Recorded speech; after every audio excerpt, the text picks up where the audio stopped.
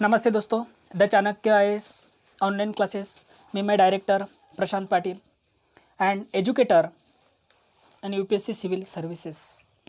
हमें आज चर्चा करनी है कि बैंक दर में वृद्धि का प्रभाव। माना जो बैंक दर है इसमें वृद्धि हो गई तो इसका प्रभाव क्या हो सकता है। तो देखो, बैंक दर में वृद्धि का प्रभाव हुआ तो बैंक दर में वृद्धि करने पर, सपोज बैंक दर में वृद्धि हुई तो क्या होगा, वाणिज्यिक बैंक आरबीआई से दीर्घकालीन ऋण कम लेंगे, अर्थात वाणिज्यिक बैंक के पास कम तरलता यानी कम लिक्विडिटी यानी कम पैसा बचेगा। तो वाणिज्यिक बैंक के पास कम पैसा आएगा तो वाणिज्यिक बैंक द्वारा ब्याज दरों में क्या होगी, वो वृद्धि कर देंगे और ब्याज दरों में वृद्धि होने के बाद अर्थव्यवस्था में तरलता में कमी होगी और जैसे ही अर्थव्यवस्था में तरलता में कमी आएगी तो पैसों की मात्रा कम होगी तो समग्र मांग में भी कमी होगी। ठीक है, और समग्र मांग में कमी होने की बजाय वस्तु एवं सेवाओं की कीमतों में भी कमी होगी और ये वस्तु और सेवाओं की कीमतों में कमी होने की जो प्रोसेस है इसको हम मुद्रास्फीति नियंत्रण कहते हैं। माना इसको ही मुद्रास्फीति नियंत्रण होगी। माना मुद्रास्फीति नियंत्रण करने के लिए क्या करना पड़ेगा, वस्तु एवं सेवाओं की कीमतों में कमी होने के बाद ही मुद्रास्फीति नियंत्रण होगी। माना मुद्रास्फीति नियंत्रण करने के लिए बैंक दर में वृद्धि करनी होगी, ये कंक्लूजन निकलता है। मुद्रास्फीति करने के लिए वृद्धि, बैंक दर में वृद्धि की जाती है। मुद्रास्फीति करने के लिए वृद्धि माना बैंक दर में वृद्धि की जाती है। ये पॉइंट टू पॉइंट और कंसेप्ट वाइज ख्याल में रखो।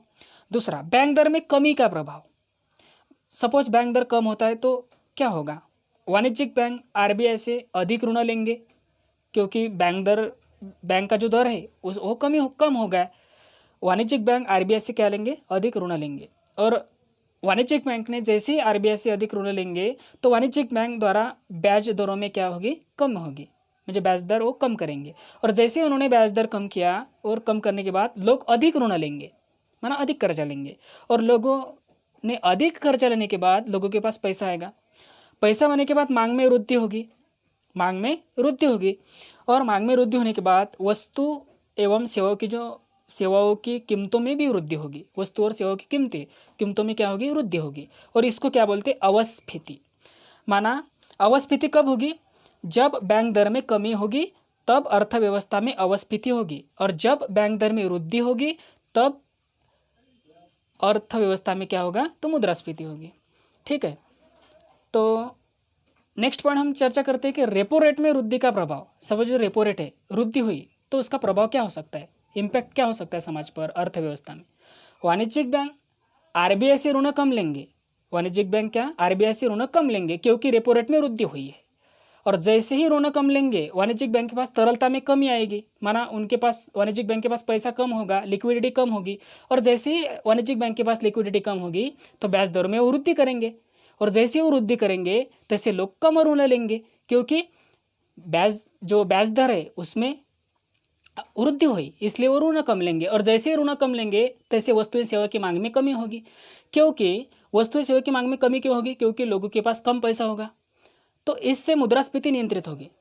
यूपीएससी प्रीलिम्स में आपको प्रश्न पूछा जा सकता है कि मुद्रास्फीति नियंत्रित करने के लिए निम्नलिखित में से कौन सी विधानें सत्य है। मगर रेपो रेट में वृद्धि होगी, रिवर्स रेपो रेट में वृद्धि होगी, रिवर्स रेपो रेट में कमी होगी और रिवर्स रेपो रेट में बैलेंस यानी समतोल रहेगा। निम्नलिखित में से सत्य विधानें पहचानिए। तो ये जो कंसेप्ट है ये पूरे कॉन्सेंट्रेशन से हमें समझना होगा। रेपो रेट में कमी का प्रभाव, जैसा रेपो रेट है उसमें कमी हो गई तो क्या होगा, वाणिज्यिक बैंक है आरबीआई से ज़्यादा ऋण लेंगे। ठीक है, रेपो रेट में कमी आई इसलिए वो ज़्यादा ऋण लेंगे और जैसे ही वो ज़्यादा ऋण लेंगे तो तरलता में वृद्धि होगी और जैसे ही तरलता में वृद्धि होगी तो ब्याज दरों में कमी आएगी। जैसे ही ब्याज दरों में कमी होगी तो लोग ज़्यादा ऋण लेंगे और ज़्यादा ऋण लेने के बाद लोगों के पास पैसा आएगा। पैसा आने के बाद लोग क्या करेंगे, वस्तु एवं सेवाओं की मांग में वृद्धि करेंगे और जैसे ही वस्तु एवं सेवा की मांग में वृद्धि यानी डिमांड बढ़ेगी तो वस्तु एवं सेवा की कीमतें में भी वृद्धि होगी, माना इन्फ्लेशन होगा। तो इसे मुद्रा अवस्फीति नियंत्रण भी कहते हैं। जैसे वस्तु सेवाओं की कीमतों में वृद्धि तो इसको मुद्रा अवस्फीति नियंत्रण कहते हैं और मुद्रा अवस्फीति नियंत्रण करने के लिए रेपो रेट में कमी करना आवश्यक है।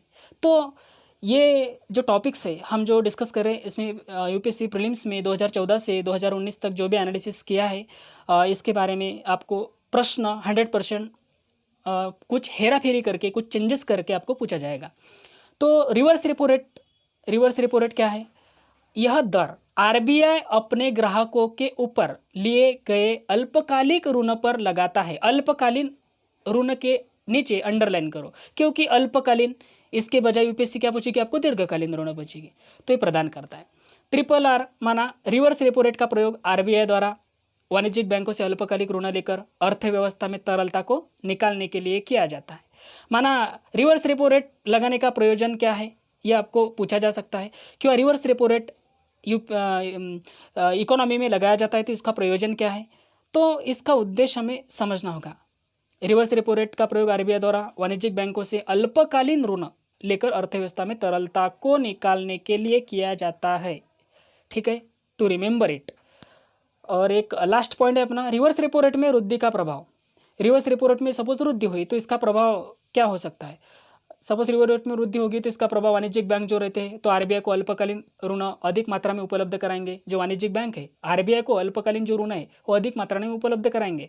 और जैसे ही आरबीआई को अल्पकालीन ऋण अधिक मात्रा में उपलब्ध कराएंगे तो क्या होगा? वाणिज्यिक बैंकों के पास तरलता में कमी होगी, माना लिक्विडिटी में कमी होगी। और जैसे वाणिज्यिक बैंकों के पास का पैसा कम होगा तो क्या करेंगे? ब्याज दर में वृद्धि करेंगे। और जैसे वो ब्याज दर में वृद्धि करेंगे वस्तु एवं सेवा की मांग में कमी होगी। और जैसे ही वस्तु एवं सेवा की कमी होगी तो लोग क्या करेंगे? लोग मांग में कमी होगी तो वस्तु एवं सेवा की मांग में कमी होगी तो लोग क्या करेंगे? मांग में कमी होगी तो लोग वो जो वस्तु सेवा वो कम स्वीकार करेंगे, कम खरीदेंगे। मुद्रास्फीति पर नियंत्रण होगा। ठीक है, थैंक यू। नेक्स्ट वीडियो में देखेंगे, तब तक मैं रुकता हूँ। धन्यवाद।